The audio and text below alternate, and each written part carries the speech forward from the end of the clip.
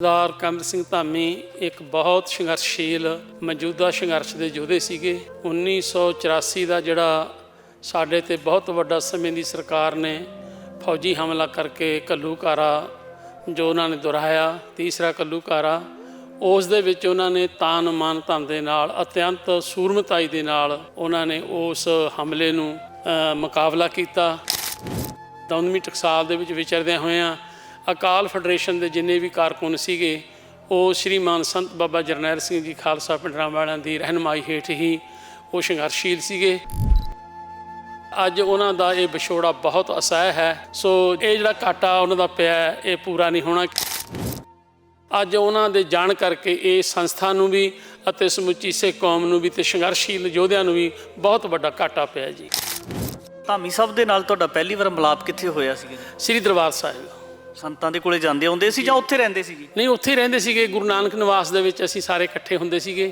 ਅਸੀਂ ਵੀ ਗੁਰੂ ਨਾਨਕ ਨਿਵਾਸ ਸੰਤਾਂ ਦੇ ਕੋਲੇ ਸੀ ਜਦੋਂ, ਕਿਉਂਕਿ 15 ਦਸੰਬਰ 1983 ਨੂੰ ਗੁਰੂ ਨਾਨਕ ਨਿਵਾਸ ਸੰਤਾਂ ਨੇ ਛੱਡਿਆ ਸੀਗਾ।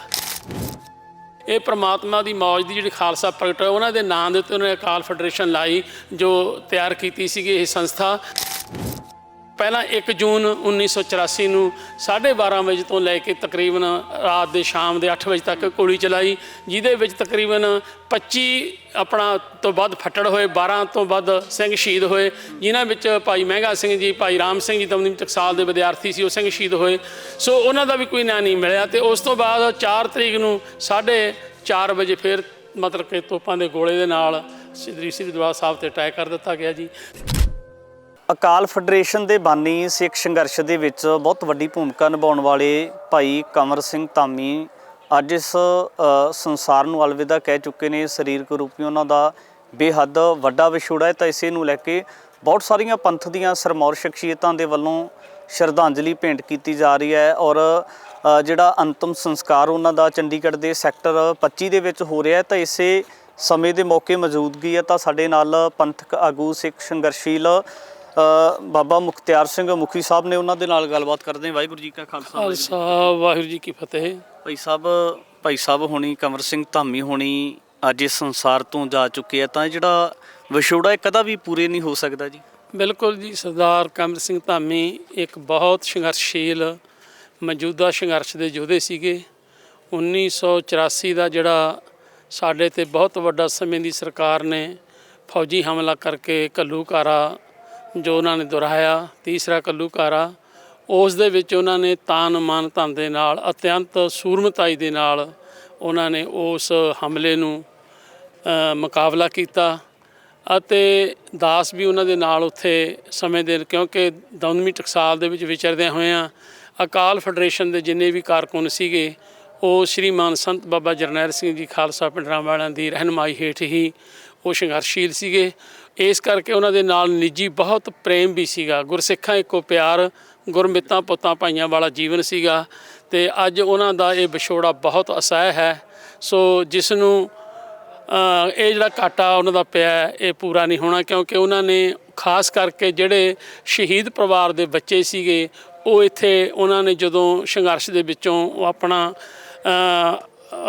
ਇਸ ਜਗ੍ਹਾ 'ਤੇ ਆਏ ਤਾਂ ਉਹਨਾਂ ਨੇ ਆ ਕੇ ਟਰੱਸਟ ਕਾਇਮ ਕੀਤਾ ਅਤੇ ਉਹਨਾਂ ਸ਼ਹੀਦ ਬੱਚਿਆਂ ਨੂੰ ਅਤੇ ਲਾਵਾਰਸ ਬੱਚਿਆਂ ਨੂੰ ਇੱਥੇ ਇਕੱਤਰਿਤ ਕਰਕੇ ਗੁਰਮਤਿ ਦੀ ਵਿੱਦਿਆ ਪੜ੍ਹਾਉਣ ਦੇ ਲਈ ਜੋ ਉਪਰਾਲਾ ਕੀਤਾ ਅਤਿ ਸ਼ਲਾਘਾਯੋਗ ਸੀਗਾ।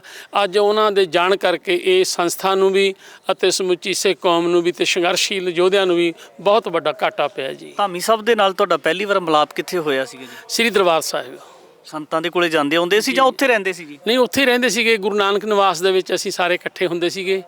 ਅਸੀਂ ਵੀ ਗੁਰੂ ਨਾਨਕ ਨਿਵਾਸ ਸੰਤਾਂ ਦੇ ਕੋਲੇ ਸੀ ਜਦੋਂ, ਕਿਉਂਕਿ 15 ਦਸੰਬਰ 1983 ਨੂੰ ਗੁਰੂ ਨਾਨਕ ਨਿਵਾਸ ਸੰਤਾਂ ਨੇ ਛੱਡਿਆ ਸੀਗਾ। ਉਦੋਂ ਪਹਿਲਾਂ ਜਦੋਂ 19 ਜੁਲਾਈ 1982 ਨੂੰ ਮੋਰਚਾ ਲੱਗਿਆ, ਉਹ ਸਾਰਾ ਸਮਾਂ ਮਹਾਂਪੁਰਖ ਉਸ ਵੇਲੇ ਸ਼੍ਰੀ ਗੁਰੂ ਨਾਨਕ ਨਿਵਾਸ ਦੇ ਵਿੱਚ ਹੀ ਆਪ ਰਹਿੰਦੇ ਸੀ ਤੇ ਸਾਰੇ ਸਿੰਘ ਵੀ ਨਾਲ ਰਹਿੰਦੇ ਸੀਗੇ। ਸਾਈਡਾਂ ਤੇ ਗੁਰੂ ਰਾਮਦਾਸ ਰਾਮ ਚ ਵੀ ਸਿੰਘ ਰਹਿੰਦੇ ਸੀ, ਜਿਹੜੇ ਟਕਸਾਲ ਦੇ ਨਾਲ ਸੰਬੰਧਿਤ ਸਿੰਘ ਸੀਗੇ। ਭਾਈ ਕਮਰ ਸਿੰਘ ਜੀ ਧਾਮੀ ਤੇ ਅਕਾਲ ਫੈਡਰੇਸ਼ਨ ਦੇ ਜਿੰਨੇ ਵੀ ਇਹ ਕਾਰਕੁਨ ਸੀਗੇ, ਇਹ ਗੁਰੂ ਨਾਨਕ ਨਿਵਾਸ ਵਿੱਚ ਰਹਿੰਦੇ ਸੀਗੇ। ਉੱਥੇ ਅਕਸਰ ਸਾਡਾ ਮੇਲ ਜੋਲ ਹੋਇਆ ਕਰਦਾ ਸੀ ਜੀ। ਭਾਈ ਕੰਵਰ ਸਿੰਘ ਧਾਮੀ ਦੇ ਵੱਲੋਂ ਜਿਹੜੀ ਅਕਾਲ ਫੈਡਰੇਸ਼ਨ ਬਣਾਈ ਗਈ, ਇਹਦਾ ਮੁੱਖ ਮੰਤਵ ਕੀ ਸੀਗਾ ਜੀ ਉਸ ਵੇਲੇ? ਮੁੱਖ ਮੰਤਵ ਦੇਖੋ ਇਹ ਹੈ ਵੀ ਜਿਹੜੀ ਅਕਾਲ ਪਹਿਲੀ ਤਾਂ ਗੱਲ ਹੈ ਵੀ ਮਹਾਰਾਜ ਨੇ ਕਿ ਵੀ ਖਾਲਸਾ ਅਕਾਲ ਪੁਰਖ ਕੀ ਫੌਜ, ਪ੍ਰਗਟਿਓ ਖਾਲਸਾ ਪ੍ਰਮਾਤਮਾ ਕੀ ਮੌਜ। ਇਹ ਪ੍ਰਮਾਤਮਾ ਦੀ ਮੌਜ ਦੀ ਜਿਹੜੀ ਖਾਲਸਾ ਪ੍ਰਗਟ ਹੋਇਆ, ਉਹਨਾਂ ਦੇ ਨਾਂ ਦੇ ਉੱਤੇ ਉਹਨੇ ਅਕਾਲ ਫੈਡਰੇਸ਼ਨ ਲਾਈ, ਜੋ ਤਿਆਰ ਕੀਤੀ ਸੀਗੀ ਇਹ ਸੰਸਥਾ। ਉਹਦਾ ਮੇਨ ਮਕਸਦ ਸੀਗਾ ਗੁਲਾਮੀ ਦੀਆਂ ਜੰਜੀਰਾਂ ਨੂੰ ਘਟਾਉਣਾ ਜੀ। ਜੋ ਸਿੱਖ ਕੌਮ ਦੇ ਵਿੱਚ ਗੁਲਾਮੀ ਦੀਆਂ ਜੰਜੀਰਾਂ ਪਈਆਂ ਹੋਈਆਂ ਨੇ, ਸਮੇਂ ਦੀ ਸਰਕਾਰ ਹਰ ਪੱਖ ਤੋਂ ਸਾਡੇ ਨਾਲ ਧੱਕਾ ਕਰਦੀ ਆ ਰਹੀ ਹੈ। ਉਸ ਧੱਕੇ ਦੇ ਵਿਰੁੱਧ ਆਵਾਜ਼ ਬੁਲੰਦ ਕਰਨ ਦੇ ਲਈ ਉਹ ਸ਼੍ਰੀਮਾਨ ਸੰਤ ਬਾਬਾ ਜਰਨੈਲ ਸਿੰਘ ਜੀ ਵੱਲੋਂ ਅਤੇ ਜੋ ਸਮੁੱਚੀਆਂ ਸੰਸਥਾਵਾਂ ਵੱਲੋਂ, ਅਕਾਲੀ ਦਲ ਵੱਲੋਂ ਜੋ ਸਾਂਝਾ ਮੋਰਚਾ, ਜੋ ਧਰਮ ਯੁੱਧ ਮੋਰਚੇ ਦੇ ਨਾਂ ਦੇ ਉੱਤੇ ਲਾਇਆ ਗਿਆ ਸੀਗਾ, ਉਹਦੇ ਵਿੱਚ ਉਹਨਾਂ ਨੇ ਸ਼ਮੂਲੀਅਤ ਕੀਤੀ ਅਤੇ ਸਮੁੱਚੀ ਕੌਮ ਦੀ ਚੜ੍ਹਦੀ ਕਲਾ ਲਈ ਅਤੇ ਆਪਣੇ ਹੱਕਾਂ ਦੀ ਪ੍ਰਾਪਤੀ ਦੇ ਲਈ ਉਹਨਾਂ ਨੇ ਇਹ ਸੰਸਥਾ ਕਾਇਮ ਕੀਤੀ ਸੀ। ਭਾਈ ਸਾਹਿਬ ਇੱਕ ਹੋਰ ਗੱਲ ਦੱਸਿਓ ਕਿ ਜਿਹੜਾ 1984 ਦੇ ਵਿੱਚ ਘੱਲੂਘਾਰਾ ਹੁੰਦਾ ਹੈ, ਜਿੱਥੇ ਤੁਸੀਂ ਲੜੇ ਹੋ, ਤਾਂ ਉੱਥੇ ਭਾਈ ਕੰਵਰ ਸਿੰਘ ਧਾਮੀ ਵੀ ਸਭ ਤੋਂ ਮੋਹਰੇ ਹੋ ਕੇ ਲੜੇ ਜੀ ਉਹਦੇ ਵਿੱਚ? ਬਿਲਕੁਲ ਜੀ, ਜਿੰਨੇ ਵੀ ਉੱਥੇ ਸਿੰਘ ਸੀਗੇ ਸੰਤਾਂ ਦੇ ਨਾਲ, ਜਾਂ ਜਿਹੜੇ ਹੋਰ ਵੀ ਜਿਵੇਂ ਕਾਰ ਸੇਵਾ ਵਾਲੇ ਮਹਾਂਪੁਰਖਾਂ ਦੇ ਸਿੰਘ ਵੀ ਸੀਗੇ, ਨਿਹੰਗ ਸਿੰਘ ਜਥੇਬੰਦੀਆਂ ਦੇ ਸਿੰਘ ਵੀ ਸੀਗੇ। ਤੇ ਇਸੇ ਤਰ੍ਹਾਂ ਸਿੱਖ ਸਟੂਡੈਂਟ ਫੈਡਰੇਸ਼ਨ ਦੇ ਕਾਰਕੁਨ ਸੀਗੇ, ਅਕਾਲ ਫੈਡਰੇਸ਼ਨ ਦੇ ਕਾਰਕੁਨ ਸੀਗੇ, ਬੱਬਰ ਖਾਲਸਾ ਕਾਲ ਜਿਹੜੇ ਸੀ ਉਹ ਸਿੰਘ ਸੀ। ਉੱਥੇ ਸਾਰਿਆਂ ਨੇ ਆਪਣਾ ਯੋਗਦਾਨ ਪਾਇਆ ਜੀ ਉਸ ਵਿੱਚ, ਉਸ ਸੰਘਰਸ਼ ਵਿੱਚ, ਕਿਉਂਕਿ ਇਹ ਗੁਰੂ ਨਾਨਕ ਪਾਤਸ਼ਾਹ ਦਾ ਦਰ ਹੈ। ਗੁਰੂ ਕਲਗੀਧਰ ਪਾਤਸ਼ਾਹ ਨੇ ਆਪਣੇ ਜੀਵਨ ਕਾਲ ਵਿੱਚ 14 ਜੰਗਾਂ ਲੜੀਆਂ। ਸ਼੍ਰੀ ਗੁਰੂ ਹਰਗੋਬਿੰਦ ਸਾਹਿਬ ਮੀਰੀ ਪੀਰੀ ਦੇ ਮਾਲਕ ਨੇ 4 ਜੰਗਾਂ ਲੜੀਆਂ, ਪਰ ਇਤਿਹਾਸ ਵਿੱਚ ਜ਼ਿਕਰ ਆਉਂਦਾ ਕਦੇ ਵੀ ਗੁਰੂ ਸਾਹਿਬ ਚੜ੍ਹ ਕੇ ਨਹੀਂ ਗਏ। ਜਿਹੜਾ ਵੀ ਚੜ੍ਹ ਕੇ ਆਇਆ ਉਹਦਾ ਉਹਨਾਂ ਨੂੰ ਉੱਤਰ ਜ਼ਰੂਰ ਦਿੱਤਾ ਹੈ। ਇਸ ਕਰਕੇ ਸ਼੍ਰੀਮਾਨ ਸੰਤ ਬਾਬਾ ਜਰਨੈਲ ਸਿੰਘ ਜੀ ਖਾਲਸਾ ਪਿੰਡਰਾਂ ਵਾਲੇ ਮਹਾਂਪੁਰਸ਼ ਕਿਸੇ ਦੇ ਚੜ੍ਹ ਕੇ ਨਹੀਂ ਗਏ। ਸਮੇਂ ਦੀ ਸਰਕਾਰ ਨੇ ਕਈ ਵਾਰੀ ਹੱਲੇ ਕੀਤੇ ਉਹਨਾਂ ਦੇ ਨਾਲ। ਪਹਿਲਾ ਹੱਲਾ ਉਹਨਾਂ ਦੇ ਉੱਤੇ ਜੋ ਚੰਦੋ ਕਲਾਂ ਵਿੱਚ ਕੀਤਾ ਗਿਆ, ਉਹਨਾਂ ਨੂੰ ਗ੍ਰਿਫਤਾਰ ਕਰਨ ਵਾਸਤੇ ਉੱਥੇ ਬੱਸਾਂ ਸਾੜੀਆਂ ਗਈਆਂ, ਉਹਦਾ ਕੋਈ ਨਿਆਂ ਨਹੀਂ ਮਿਲਿਆ। ਉਸ ਤੋਂ ਬਾਅਦ ਮਹਿਤੇ ਜਦੋਂ ਸੰਤਾਂ ਨੇ ਗ੍ਰਿਫਤਾਰੀ ਦਿੱਤੀ ਇਸ ਲਾਲਾ ਕਤਲਕਾਂਡ ਦੇ ਵਿੱਚ, ਉਸ ਵੇਲੇ 18 ਤੋਂ ਵੱਧ ਸਿੰਘ ਸ਼ਹੀਦ ਕਰ ਦਿੱਤੇ ਗਏ। ਅੱਜ ਤੱਕ ਉਹਨਾਂ ਦਾ ਕੋਈ ਨਿਆਂ ਨਹੀਂ ਮਿਲਿਆ। ਉਸ ਤੋਂ ਬਾਅਦ ਸਿੰਘਾਂ ਦੀ ਫੜਫੜਾਈ ਸ਼ੁਰੂ ਹੋਈ।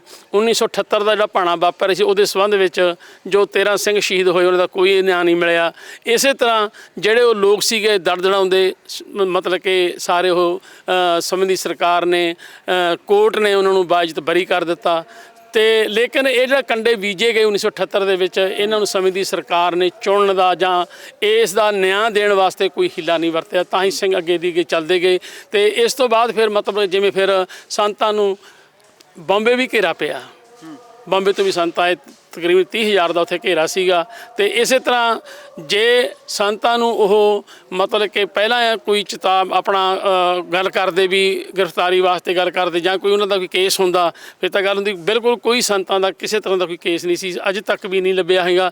ਪਰ ਲੇਕਿਨ ਪਹਿਲਾਂ 1 ਜੂਨ 1984 ਨੂੰ 12:30 ਵਜੇ ਤੋਂ ਲੈ ਕੇ ਤਕਰੀਬਨ ਰਾਤ ਦੇ ਸ਼ਾਮ ਦੇ 8 ਵਜੇ ਤੱਕ ਗੋਲੀ ਚਲਾਈ, ਜਿਹਦੇ ਵਿੱਚ ਤਕਰੀਬਨ 25 ਤੋਂ ਵੱਧ ਫੱਟੜ ਹੋਏ, 12 ਤੋਂ ਵੱਧ ਸਿੰਘ ਸ਼ਹੀਦ ਹੋਏ, ਜਿਨ੍ਹਾਂ ਵਿੱਚ ਭਾਈ ਮਹਿੰਗਾ ਸਿੰਘ ਜੀ, ਭਾਈ ਰਾਮ ਸਿੰਘ ਜੀ ਦਮਦਮੀ ਟਕਸਾਲ ਦੇ ਵਿਦਿਆਰਥੀ ਸੀ, ਉਹ ਸਿੰਘ ਸ਼ਹੀਦ ਹੋਏ। ਸੋ ਉਹਨਾਂ ਦਾ ਵੀ ਕੋਈ ਨਿਆਂ ਨਹੀਂ ਮਿਲਿਆ। ਤੇ ਉਸ ਤੋਂ ਬਾਅਦ 4 ਤਰੀਕ ਨੂੰ 4:30 ਵਜੇ ਫਿਰ ਮਤਲਬ ਕਿ ਤੋਪਾਂ ਦੇ ਗੋਲੇ ਦੇ ਨਾਲ ਸ੍ਰੀ ਦਰਬਾਰ ਸਾਹਿਬ 'ਤੇ ਅਟੈਕ ਕਰ ਦਿੱਤਾ ਗਿਆ ਜੀ।